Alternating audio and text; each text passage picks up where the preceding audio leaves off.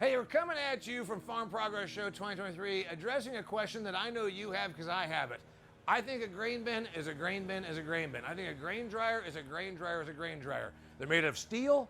They consume a lot of electricity or gas when you're trying to use them, and they're really big in the landscape when you drive through the country. Tell me that I'm not right. Rody Jelleberg and Randy Coffey with Superior are saying, no, Damien, that's not true. I got Johnny Varell and Chad Henderson from Extreme Ag. All right, I think you've seen one grain bin, you've seen them all. Tell me why I'm wrong. Grain bins, yeah, they do all hold grain the same. That's a short stool right there. All right, go ahead.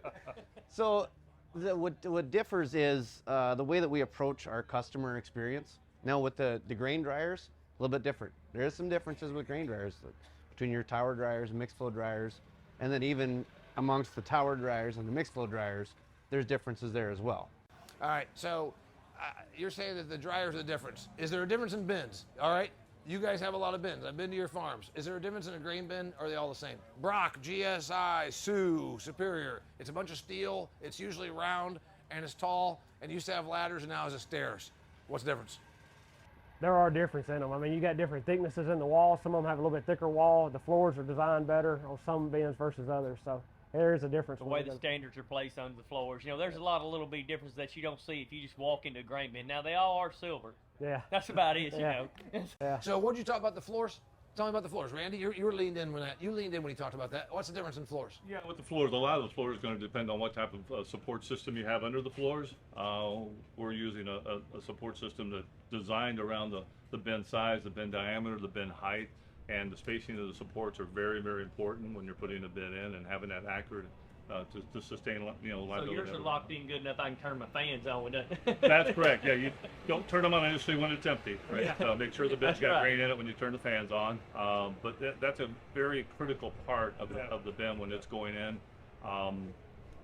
With the Superior bin right now, with our bin, our roof, a standard roof without support is 8,000 pound capability. We have a lifetime warranty on the bin roof, which is something we're really proud of, and we've done a lot of testing and engineering on that. And we feel like we got a good bin on the market right now. All right, so you got a good bin on the market, and you told me there's some subtle differences. Is there anything that he missed? If you and you're not selling me, because I'm not going to buy a grain bin. If you're selling me, what's your real pitch going to be? Don't tell me price. What's the quality difference? What's the structural difference? Because to me, I still say, okay, a little difference in the flooring. Okay, what else? So one thing on our farm bins, Randy mentioned we have a lifetime warranty on our roof on our farm bins. We also have a Lifetime. lifetime of the bin. Okay. Whoa. And there are caveats to that. I mean, it's not going to stand up to a hurricane force wind. All right. But it's lifetime warranty on the roof, lifetime warranty on the bottom ring. Got it. We also, the way we have approached our bins as far as the contractors go, they go together easier because we started out as a contracting company back in the 70s building bins, and eventually started making our own. So anything that our erection crews are going out, and if you make a tight, a change here, move a hole a half an inch or something, it'll go together better. All right, I'm going to go ahead and jump to the chase. This is something I think that, in full disclosure, I've been to Johnny's Farms. He put those grain bins in. They're not yours, but he put in a hell of a big, awesome dryer. We climbed up to the top of it and shot a video, and you said, I'm absolutely sold on this type of a dryer. Without getting into the whole sell, buy. Why did you select that? You bought it. It wasn't because of price, it's because of the utility derived for your farming operation. For me, it was about being able to expand it in the future. So I knew with the mixed flow I wanted because they're very efficient. Then I started looking at all the different mixed flows and make sure all of them could be expanded. But when I found that Superiors had all the fans mounted on the bottom, so there's no moving parts that are over, say, 6-7 foot off the ground, that's what I wanted, because if you have a motor go out, you're going to have to get a crane to come in. If I have a motor go out, I can take a basic forklift or a floor jack, pull my motor out and change it out. So one thing, and by the way, dear viewer and listener, if you didn't see it, when we shot that video at his farm in Jackson, Tennessee, we stood next to it. These motors weigh hundreds of pounds. That's right. And if they're up 60 feet in the air, you're bringing in a crane. But this way it is, you can use tractor loader, forklift, whatever, skid steer, and get this thing out of there. But you said something that a grain bin idiot like me wouldn't know. You said something about mixed flow. What's mixed flow mean? Well, the mixed flow application with the way we design our dryer and the ducts in it, the grain, as it goes through the ducting system, it mixes together, it blends together through the whole drying process. It gives a really balanced drying, and then touching more on the fans as Johnny was talking about, we all know the theory of heat rises, right? So when you have fans and heaters on the bottom of the dryer, the heat is going up evenly through the dryer. That's a situation over the years, and I've worked with a lot of drying companies that front-mounted fan dryers are obviously there's a variable heat zone from front to back in the dryer. It doesn't balance out, whereas fans and heat and units mounted below, it's a perfect plenum, perfect heat control, and all the grain kernels gets dried evenly. So You have a grain drying system.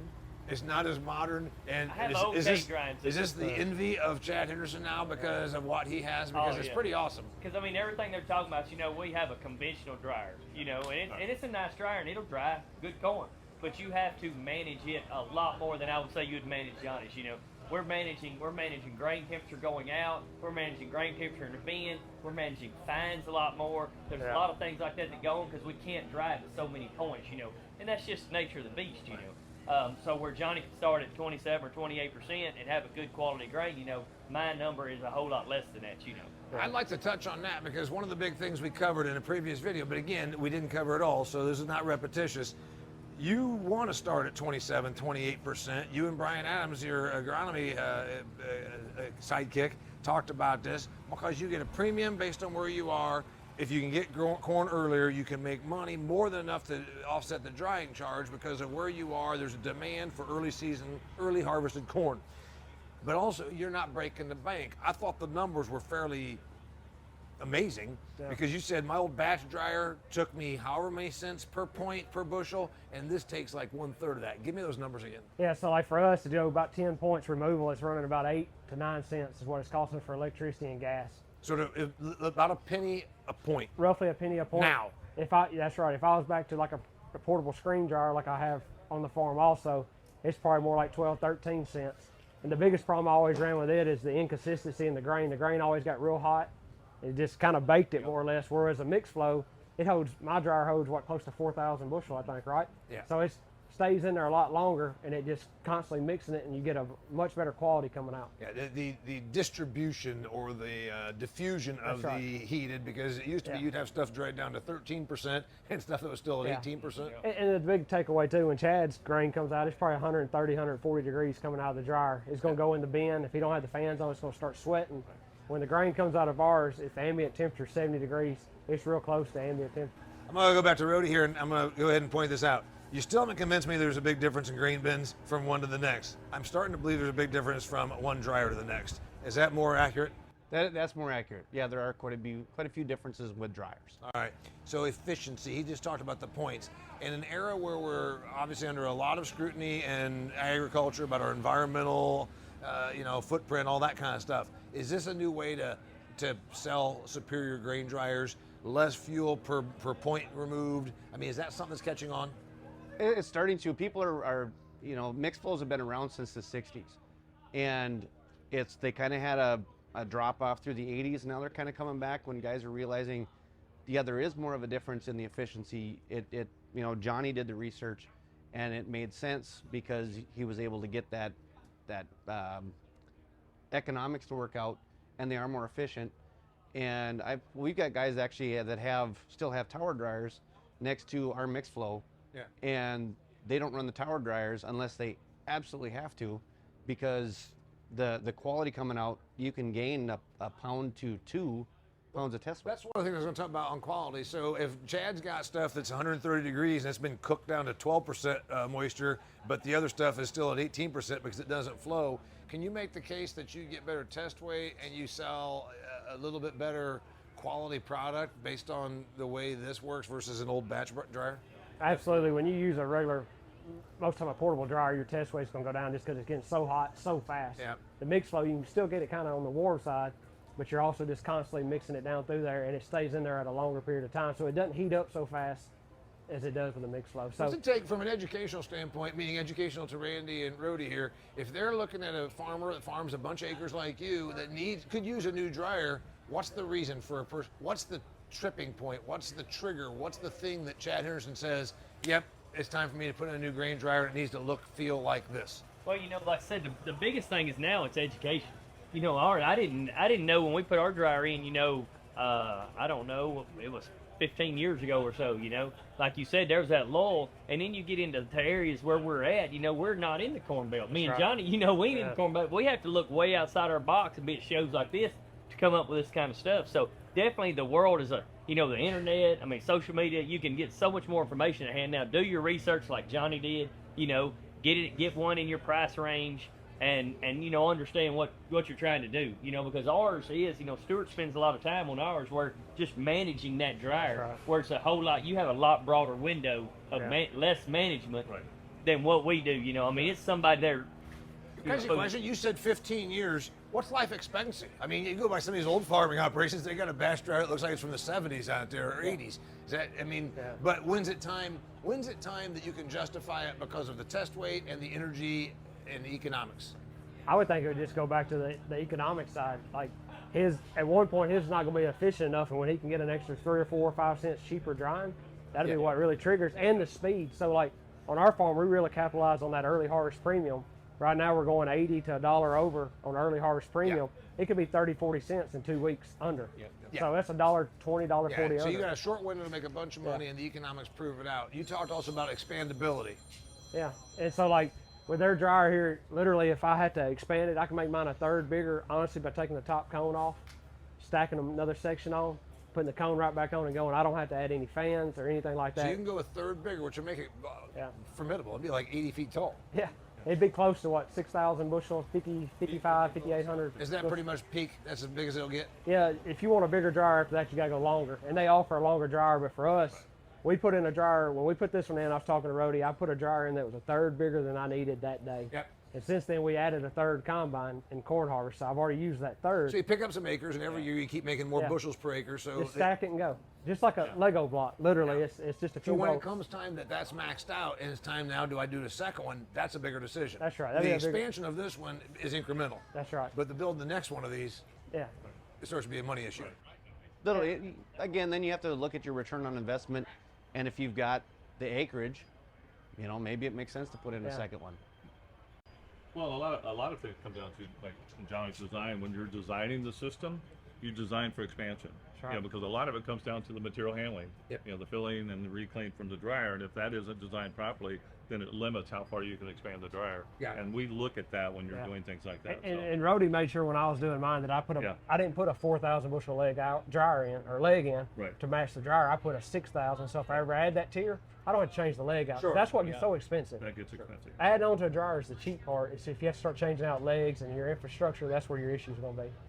And sometimes when you're in that process, the farmer says, I'm already capped out, that's a lot of money. And you say, no, it's probably smarter to plan for expansion right now than it is to come back and do it 5 years from now. Well, yeah, a lot of times what we do, if we're looking at expanding the dryer, sometimes as you go bigger with the dryer or taller, add tiers to it, the horsepower changes. So Rhodey and I have discussed, and Johnny knows well, that a lot of times maybe you don't put that bigger dryer in, but you put the horsepower in with it, or put the sizes that you need, the controls with it, so you don't have to come back and change that out in the future, just like the material handling side. All right, get me out of here, Rhodey. What do I need to, my takeaway? You've kind of convinced me that there's a big difference from one dryer to the next, and then you've also convinced me that you and Randy are pretty good authority on this. Have you convinced Chad it's time for him to go ahead and upgrade his drying system? We're going to talk about it after. I think we need to have further Or y'all discussion with keep Chad. taping, we'll talk about it. I had to put these boys on the spot. Should we talk about money? It's a pretty big. This is a capital expenditure. Yeah. I mean, and Absolutely, it is for a long haul. Yeah. And it's maybe not for 40 years, but it's definitely for 20. 20, 30 years. You looked at it as a 20 to 30 year expenditure. That's right. And then if you were to amortize it, you're amortizing on 30. Your money is on 30, and you definitely can run with it like that. That's right. Yeah. And you take a look at that, and you look at the key factor here is the test weight, the quality we get out of our dryer, because Yep. that's what you're being paid on. You know, you talk bushels, you're not being paid on bushels, you're being paid on the weight of those bushels. That's right. And with the weight of those bushels over a 20-year period, the kind of cost savings you can have on that is very substantial on a mixed flow on our dryer. Yeah. And then from the storage standpoint, I mean, once it's through the dryer, you know, you can talk about some nuances about your bins or the next bin or whatever. And also, to his point, he didn't even have superior grain bins, but the dryer works with it's all compatible. Exactly. It's all compatible. Yep. All right, Chad Henderson's ready for a new grain drying system. Johnny made himself look really smart, and I really like going there and hanging out because I learned more about grain drying systems when I was climbing around on his. And if you need any more questions, I would go to Rhodey and Randy here with Superior. If they want to learn more about it, where do they go? Where do they go? SuperiorBins.com. My name is Damian Mason coming at you from the Superior Bins and Dryer booth here at the Farm Progress Show 2023. Till next time, share this with somebody who can benefit from it. And also hundreds of videos, hundreds of these things at extremeag.farm. Go and check them out. Till next time.